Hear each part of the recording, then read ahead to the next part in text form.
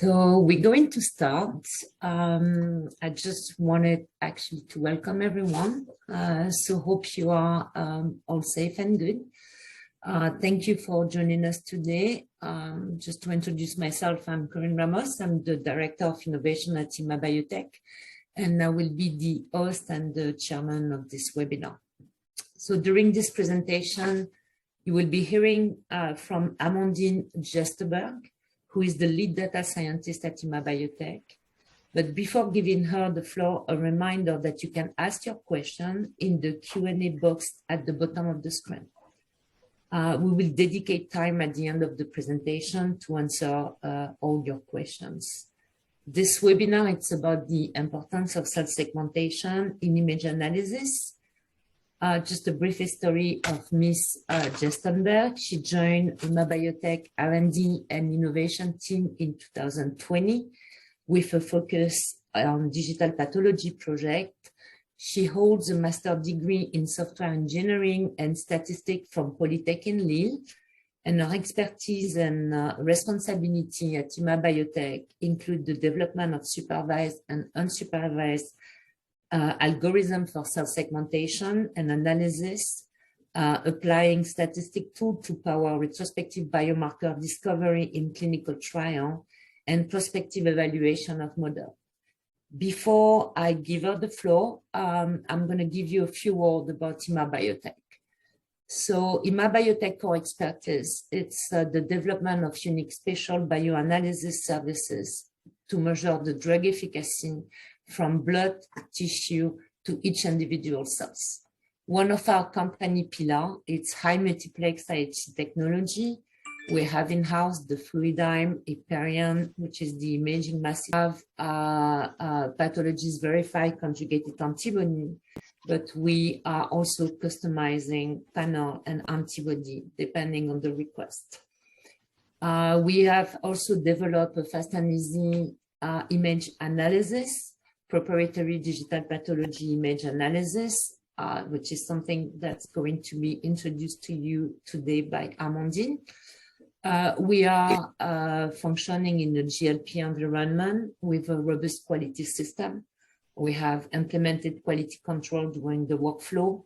We evaluate the viability of the assay, and we have data backup and security systems.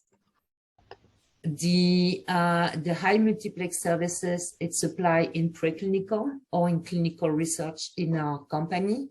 For preclinical, it's been used for biomarker discovery and development, characterization of tissue microenvironment, and pathway modulation. For the clinical research, it's used for therapeutic response, patient stratification, efficacy biomarker, drug, and toxicity. We are working on different therapeutic areas at the company that include immuno-oncology, oncology, inflammatory, and autoimmune disease. And today you're going to be driven to the cell segmentation in terms of the data analysis, which is the key to transform our data into knowledge. This is the typical workflow for gaining the knowledge in terms of data analysis. Start with the cell detection, after that the cell targeting, and the spatial analysis. And each of this plot will have a signification in terms of the clinical value that you can get out of it. For the biomarker discovery, you will try to track the key biomarker on all cell type and look, like at the heterogeneity on the microenvironment. So cell targeting and cell clustering, it's going to be performed. For the therapeutic response, when we want to monitor, for example, the cell-to-cell interaction, and in particular immune checkpoint protein on T cells and cancer cells, you're going to do some special analysis. Phenotyping will be used for stratification and to measure the differentiation and the deep phenotype of each cell type to guide, like for example, the patient to the right course of treatment. This is done through cell targeting. And finally, the functionality and look at the efficacy biomarker to try to dissect the signaling change. We'll look at more the target abundance. That being said, I'm going to leave the floor to Amandine. Thank you very much, Amandine. You can start sharing your screen. Yeah. 2 seconds.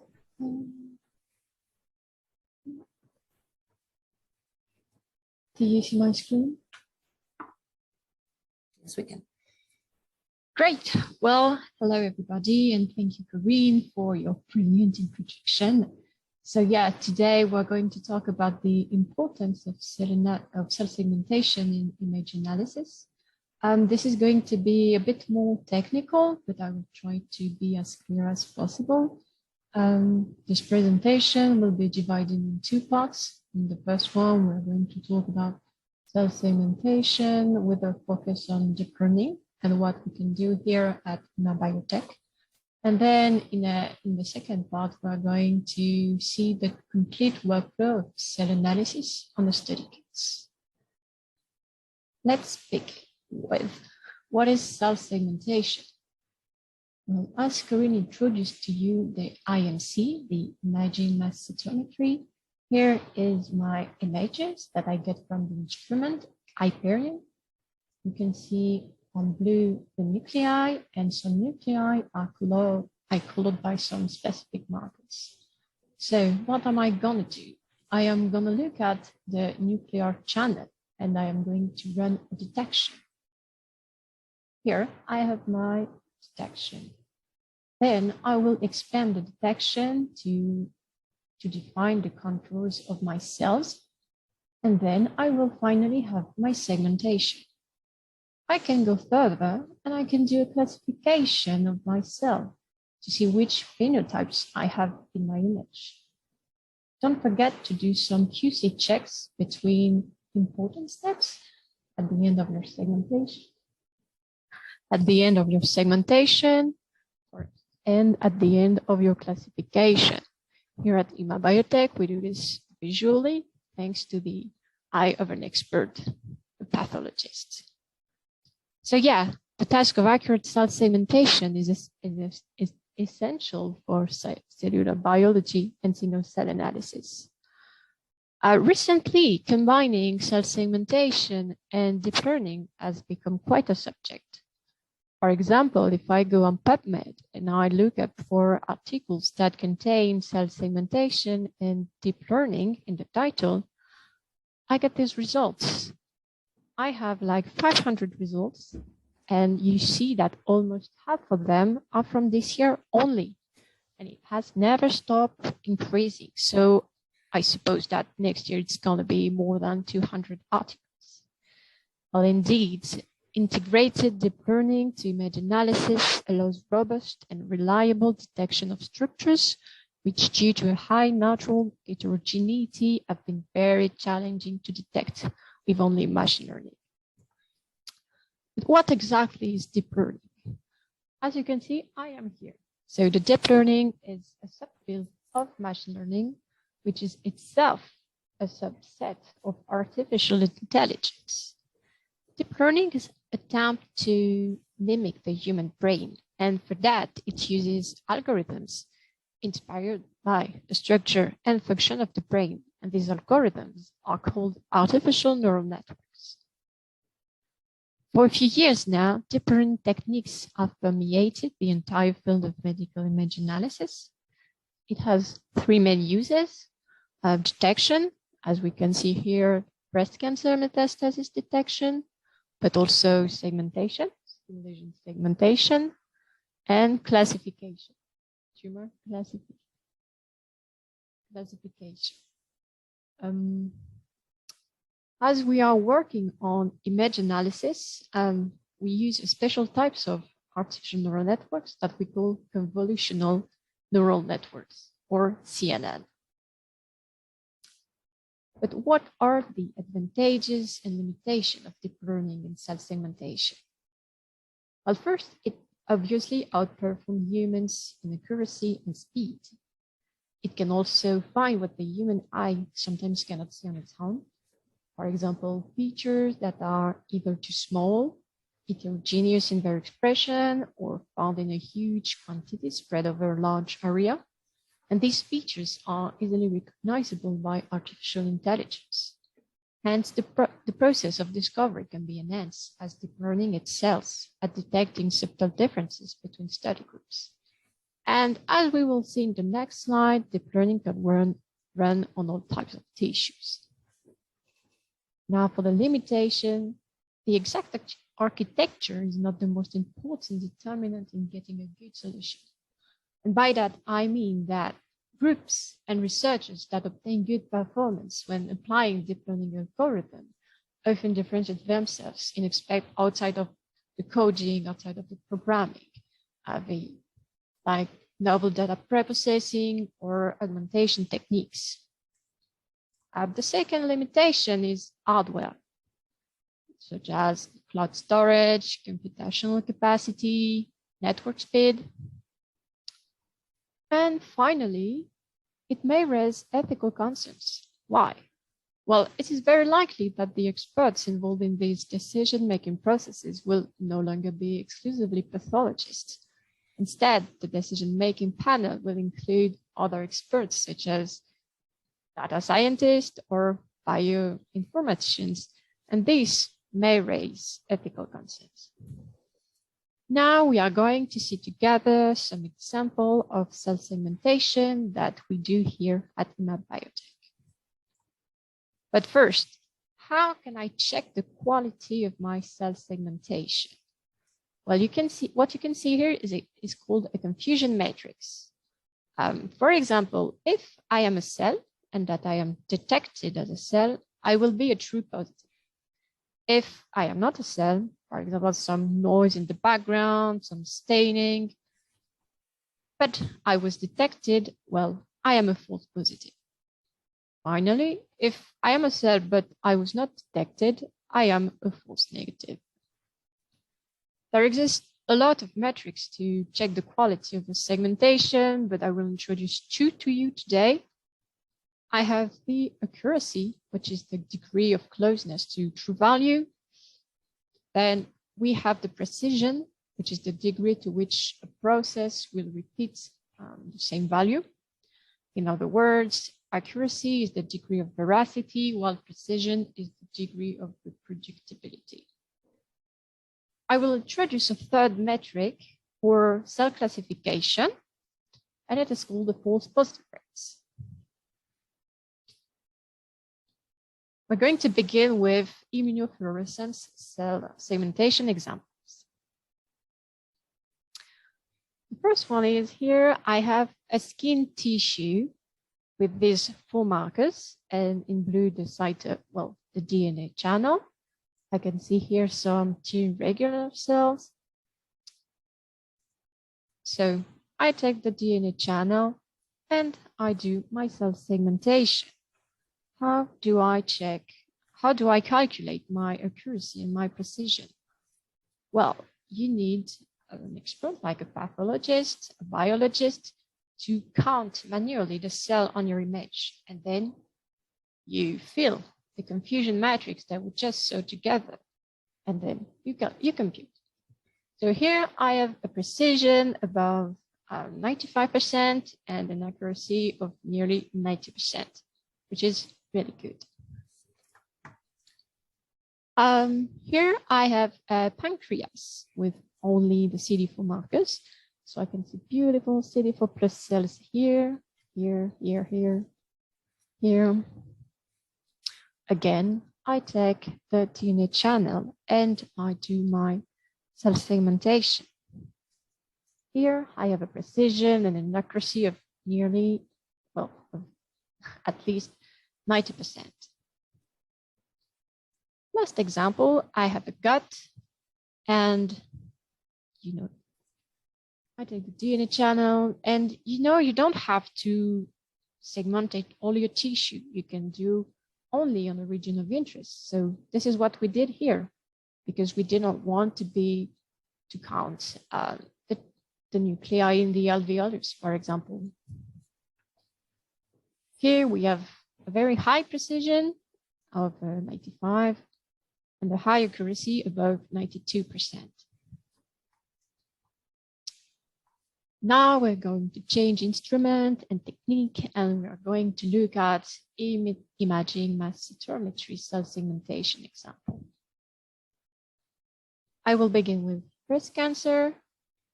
So you can see here the markers again,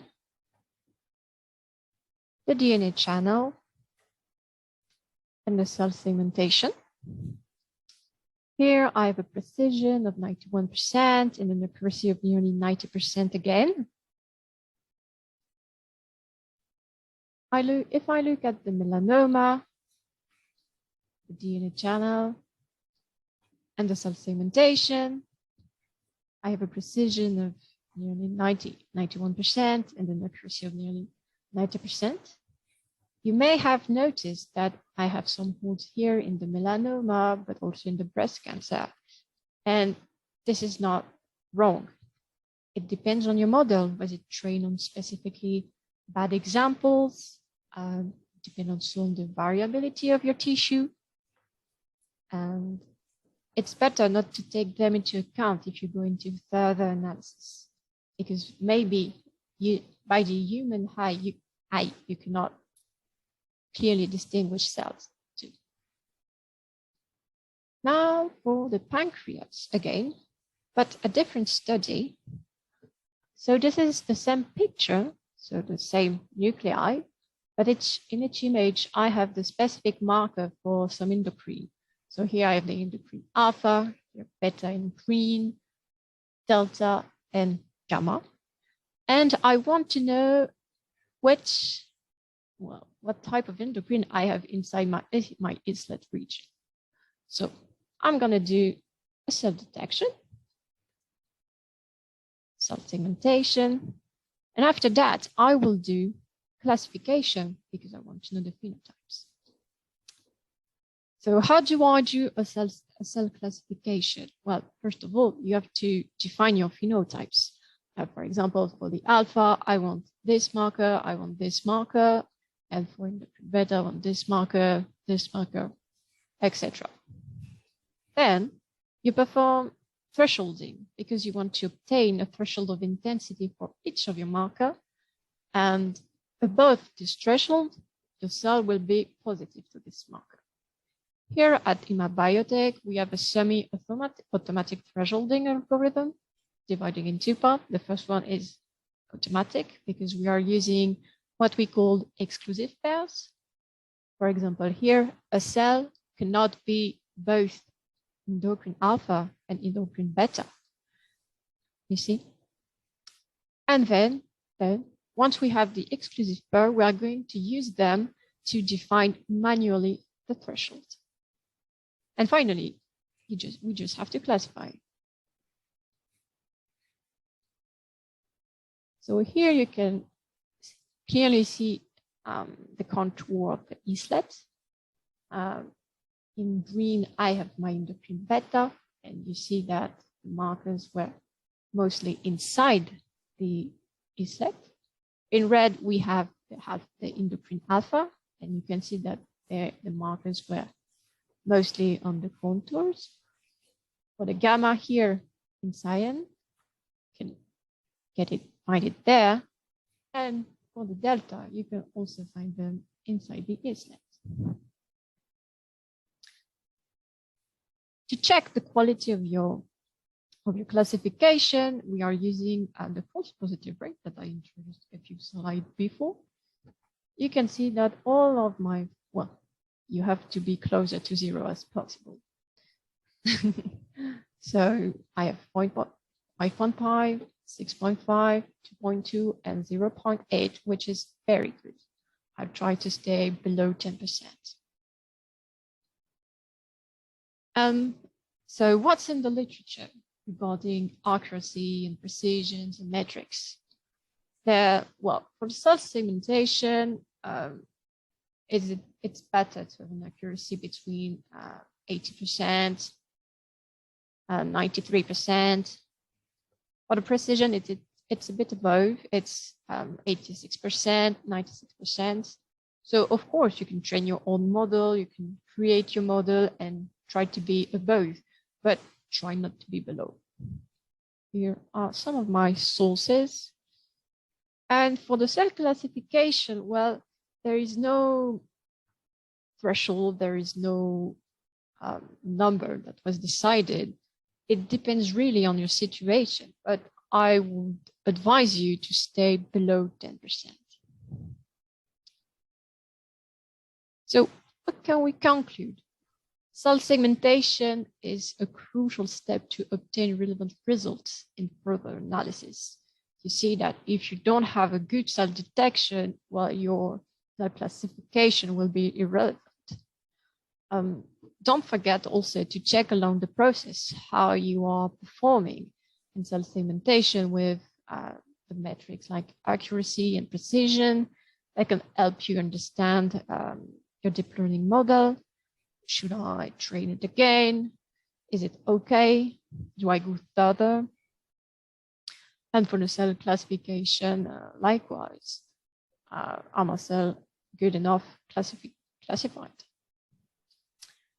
At EMA Biotech, we routinely perform cell segmentation on both low-plex immunofluorescence and also high-plex imaging mass cytometry.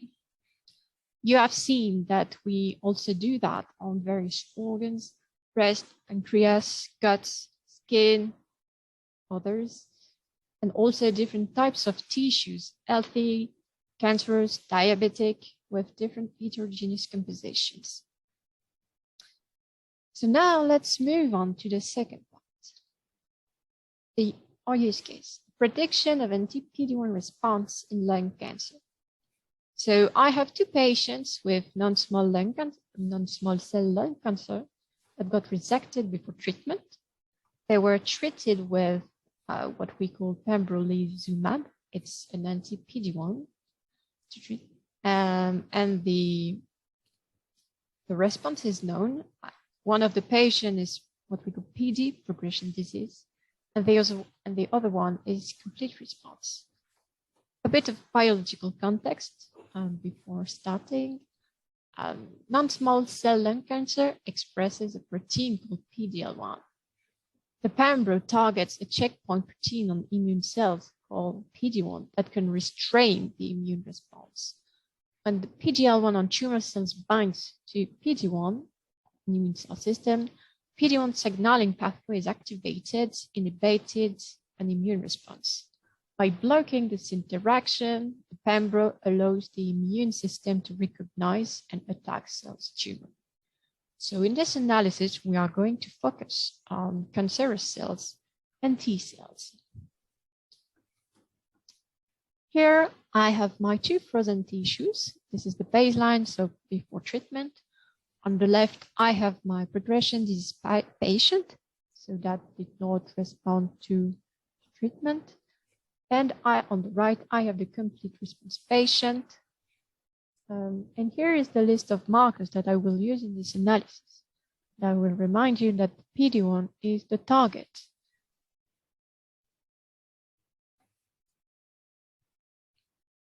I have 5 steps in my cell analysis. I will begin with nuclear detection, followed by cell expansion. And you know that this is the 2 steps of cell segmentation. Then I will follow by classification and phenotyping, and we will end on spatial analysis. So I have my 2 DNA channels here. My detection using a deep learning CNN. For the progression disease, I have nearly 90% of precision and accuracy. And for the complete response, I have a precision of 90% and an accuracy above 80%. This is my cell expansion. So now my cell segmentation is complete. I'm going to do some cell classification. I have defined 3 categories, 3 classes. The T cells that will be, well, for example, CD8A will be it. If a cell is CD8A positive, it will be a T cell. Same for CD28, etc. My second class are the other cells, mostly cancer cells. And the third class is the immune cells that are not T cells. Wow. what can we see? We can see that in the progression, this is one, I have nearly, I have 95% of cancer cells versus less than 2% of T cells.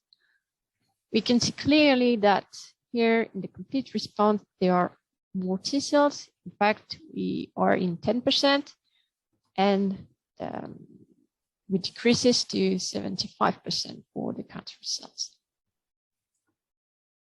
Now I will going deeper in the classification. I will define some phenotypes.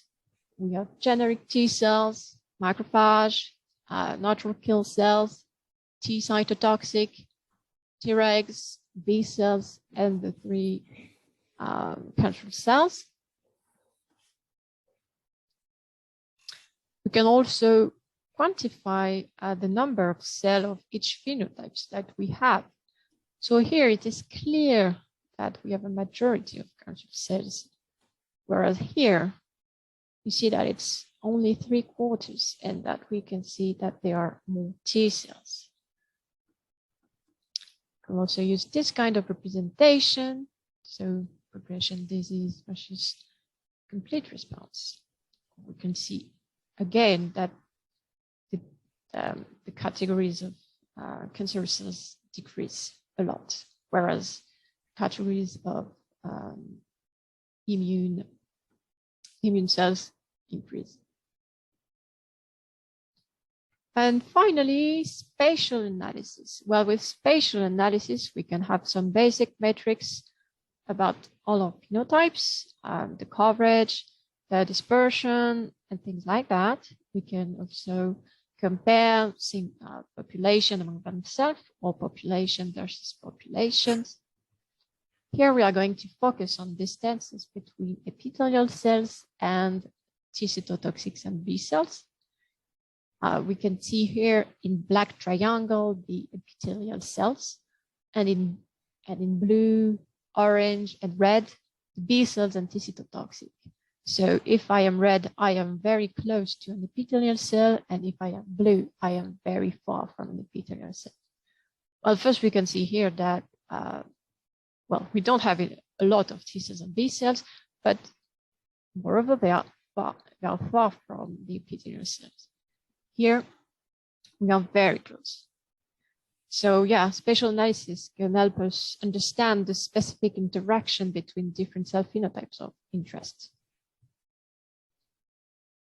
This is another representation in violin plots. So this is the same. You can see that it is longer, so the distance are longer, and here the distance are closer. What can we conclude about that? Well, in our use case, we can see that the repartition of human cells is noticeably different according to the overall rate response. We can see a clear T cells infiltration in patient that responds to immune checkpoint inhibitor. And by combining tissue slides immunostaining imaging and AI-based solution, I-Mab Biotech has created invaluable opportunities for deciphering the relationships between structural changes in tissue and molecular phenotypes to aid in the discovery of novel biomarkers and drug targets. Thank you for your attention, everyone. Thank you very much, Amandine. Thank you very much. So we're going to take some questions. Let's remind you that you can ask your question in the Q&A box that it's located at the bottom of the screen. I have already, some questions for you, Amandine, that are coming. Let me ask you those. Do you only need the DNA channel to segmentate your image? Well, the DNA channel is the basis of your cell segmentation. It's the most important staining. If you don't have DNA staining, well, you won't be able to detect the nuclei. So your cell segmentation is over. But depending on your software or the model that you have created, you can also add cytoplasm markers, membrane markers. So you don't only need the DNA channel. Thank you, Amandine. Another question for you. What is the maximum number of images you can process per study? I would say that you can use as many images as you want on an analysis, but remember that thresholding is unique to each image. So you need to take that into account because this is the step that takes the longer. For example, to give you an idea, I took 45 minutes to do 20 markers for one image. So as long as you have time, you can do any image as you want. Okay. I have another question regarding what you said during your presentation, talking about the semi-automated algorithm for classification. Do you mind expanding a little bit on it? For the thresholding? Yes. Yeah. So this algorithm is divided in two parts. I have a first part where I use my exclusive pair. As I said, you cannot have a cell that is both cancerous and immune. So you will use that and you will play with the threshold to separate well the intensity of, for example, a cancerous marker versus an immune marker. And you have to do that for all of your markers. So defining the threshold is manual, but the algorithm gives you automatically the exclusive pair for each marker. Okay, I have another question. What is data augmentation? Yes, I said that one of the limitations of deep learning is that you can have the best model as you want on some data set, but why does it not work on your data? Well, maybe you should train again your model. You should increase your database, and by doing so, it's called data augmentation.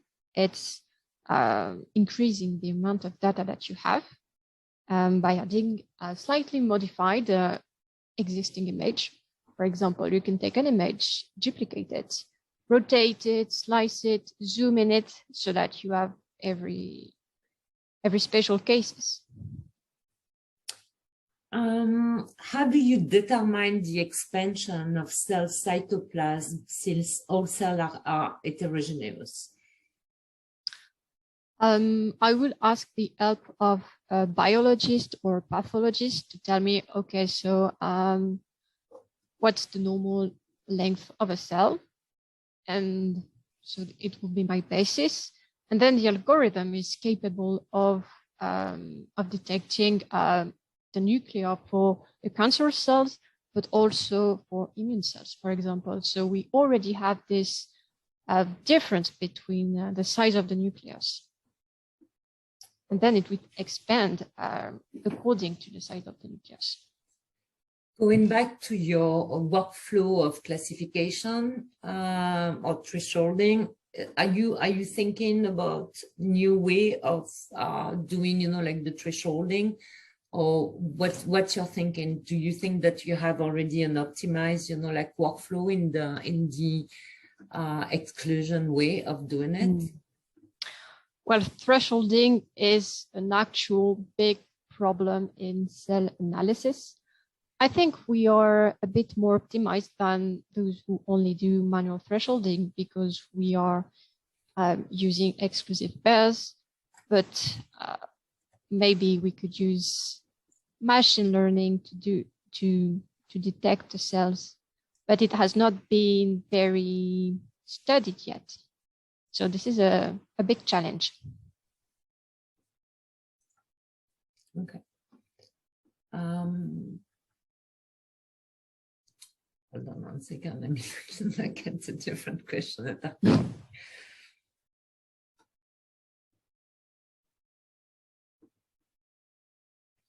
Someone is saying it's very difficult to appreciate the size of the cell like that, since it's depending on the activation of the cell. So actually that will be bigger than the resting one. Okay. Okay, but you are, like really relying on the expertise of the expert here. Yep. You have a question which is, like very clinical, and I'm going to take it. Okay. Collagen positive staining in the lung. It depends, like on the nature of the type of the lung cancer we're talking about. So I think, we will be releasing a white paper, and there will be, quite a lot of explanation regarding the nature of the type and of lung cancer that we have.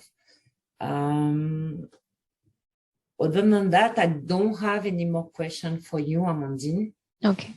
So it was very nice. Thank you very much. Thank you. And thank you very much, everyone, for coming and being with us today. So you will be reaching out if you want to see the replay of the presentation. We'll be sending emails, so you will be able to access the replay. In the meantime, I'm wishing you a good day for those in the United States and a nice evening for those in Europe. Thank you very much. Thank you. Thank you for your attention.